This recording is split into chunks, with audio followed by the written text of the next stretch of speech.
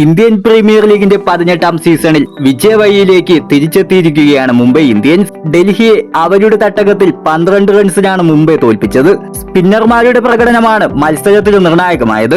Impact പ്ലെയറായി എത്തിയ കരൺ ശർമ്മ നടത്തിയ 3 wicket പ്രകടനം മുംബൈയുടെ ജയത്തിൽ നിർണായകമായി മാറി. 40 പന്തിൽ 89 റൺസ് എടുത്ത വെടിക്കെട്ട് പ്രകടനം കാഴ്ചവെച്ച കരുൺ നായരെ പുറത്താക്കി മിച്ചൽ സാറ്റ്നറാണ് മത്സരത്തിൽ മുംബൈയെ തിരിച്ചു കൊണ്ടുവന്നത്.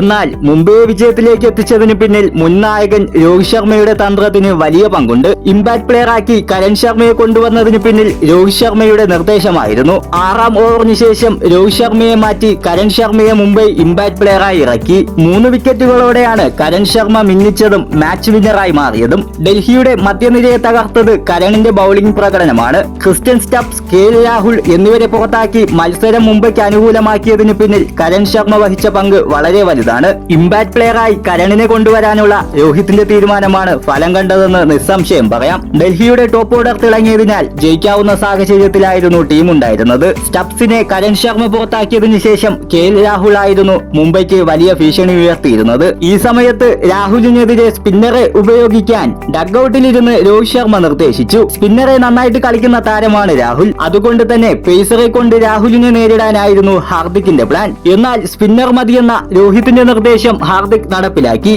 അത് ഫലം കാണുകയും ചെയ്തു. രാഹുലിനെ റിട്ടേൺ ക്യാച്ചിലൂടെയാണ് കരൺ പുറത്താക്കിയത്. ഈ വിക്കറ്റ് മുംബൈയുടെ ജയത്തിൽ വളരെ നിർണായകമായി മാറുകയും ചെയ്തു.